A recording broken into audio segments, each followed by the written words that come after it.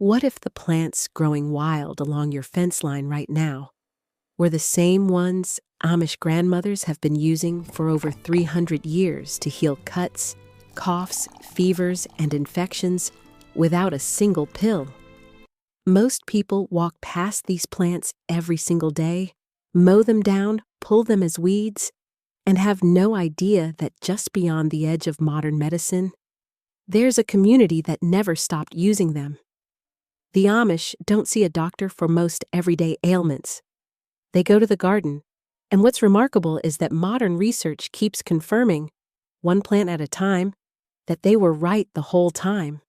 Today, I'm going to show you 10 of these plants. Stick around, because number 9 on this list is a plant most people spray with weed killer, and Amish healers have used it for generations to draw infection clean out of a wound. If you want real traditional wisdom backed by real research every week, hit subscribe right now, because we're just getting started. Let's get into it. Here are 10 Amish plants that heal you instantly, ranked from common to nearly forgotten. 1. Plantain, the weed. Every Amish child is taught first, long before store-bought bandages. Amish children are taught to recognize one plant before almost any other. Broadleaf plantain, the low, ribbed leaf plant growing in every yard, driveway crack, and pasture in North America. When a child gets stung, scraped, or bitten, the first response in an Amish household is often the same. Chew or crush a plantain leaf and press it directly on the skin. And it turns out this isn't just folk comfort.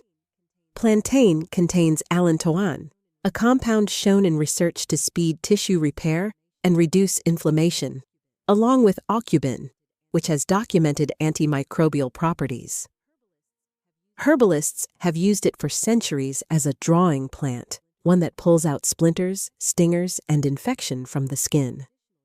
Traditional use: a crushed fresh leaf applied directly to insect bites, minor cuts, and stings, or dried and steeped into a skin-soothing wash. 2. Comfrey, the bone knit plant.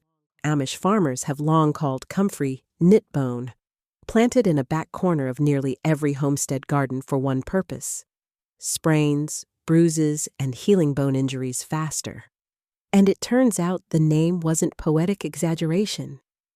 Comfrey contains allantoin in even higher concentration than plantain, along with rosmarinic acid, compounds studied for their ability to reduce swelling and support tissue regeneration. Topical comfrey preparations have shown measurable results in clinical studies for bruising, sprains, and joint pain. Traditional use: crushed leaves made into a poultice or salve, applied externally to sprains and bruises. Note: comfrey is used topically, not taken internally in traditional practice, due to compounds that concentrate in the liver when ingested. 3. Yarrow, the bleeding wound herb of the barnyard. Every Amish farm has blood in it somewhere: a cut from fencing wire, a kick from a horse, a nick from a scythe. And for generations, the plant reached for first has been yarrow, its feathery leaves recognizable along nearly every fence row. And it turns out yarrow has been used this exact way since antiquity for a real reason. It contains a choline and other compounds shown to help constrict blood vessels and support clotting, along with flavonoids with anti-inflammatory effects. Its historic name, Achillea millefolium, comes from the legend that Achilles used it to treat his soldiers' wounds. Traditional use: fresh crushed leaves pressed directly onto minor cuts to slow bleeding, or dried and made into a tea for fevers and colds. 4. Elderberry, the winter medicine cabinet in a bush.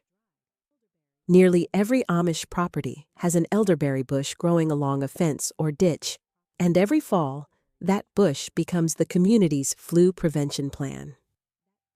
Elderberry syrup, made at home each year, is passed out through the winter months, and it turns out elderberry has some of the strongest research behind it of any plant on this list. Studies have shown elderberry extract can reduce the duration and severity of cold and flu symptoms, thanks to anthocyanins and flavonoids that support immune response. Some trials have shown noticeably shorter illness duration in people who took it early. Traditional use: cooked strained elderberry syrup, raw berries, and other plant parts are not eaten raw, as they require cooking to be safe. Taken at the first sign of a cold, especially through the winter months. 5. Chamomile. The calm-down tea for colicky babies and anxious minds. In Amish households, chamomile tea is one of the first remedies given to a fussy baby, an upset stomach, or someone who simply can't settle down at night. And it turns out, this gentle reputation holds up scientifically. Chamomile contains a pygenin, a compound that binds to receptors in the brain associated with reduced anxiety and improved sleep. Clinical studies have shown chamomile tea can reduce digestive discomfort and mild anxiety symptoms and modestly improve sleep quality. Traditional use: dried flowers steeped as tea, taken in the evening or after meals for digestive upset. 6. Calendula, the healing marigold of the Amish garden border. Walk the border of nearly any Amish garden, and you'll find rows of bright orange calendula, planted not for decoration, but for the salve made from its petals every summer. And it turns out calendula has one of the best documented topical healing profiles of any garden flower. Its flavonoids and triterpenoids have been shown in studies to accelerate wound healing and reduce skin inflammation.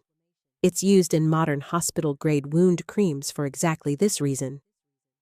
Traditional use: petals infused in oil, then made into a salve for cuts, burns, diaper rash, and dry or irritated skin. 7. Echinacea, the prairie root for fighting off sickness. Long before it appeared on pharmacy shelves everywhere, echinacea was already growing in Amish herb gardens, its root dug each fall and stored for the sickness season ahead. And it turns out modern research has taken this plant seriously. Studies suggest echinacea can stimulate immune cell activity and may modestly shorten the duration of upper respiratory infections when taken at symptom onset. Traditional use: root tincture or dried root tea, taken at the very first sign of a cold rather than after it sets in. 8. Peppermint, the field mint that settles the stomach. Peppermint grows wild and abundant near nearly every Amish spring house, and it's reached for constantly after a heavy meal, for a headache, or for nausea. And it turns out peppermint's reputation for the stomach is one of the better supported traditional uses in all of herbal medicine. Peppermint oil has been studied for its ability to relax intestinal smooth muscle, and clinical trials have shown benefit for symptoms of irritable bowel syndrome and general indigestion. Traditional use: fresh or dried leaves steeped as tea after meals, or diluted peppermint oil rubbed on the temples for tension headaches. 9. Slippery elm. The bark that coats and soothes, the inner bark of the slippery elm tree, has been stripped, dried, and ground by Amish and Native communities alike for generations, mixed into a paste for sore throats and digestive complaints. And it turns out the mechanism is simple and well understood. Slippery elm bark contains mucilage, a substance that becomes a soothing gel when mixed with water, coating and protecting irritated tissue in the throat and gut. Traditional use: powdered bark mixed with warm water into a gruel-like drink for sore throat, heartburn, or digestive irritation. 10. Witch hazel, the astringent every farmhouse medicine cabinet holds.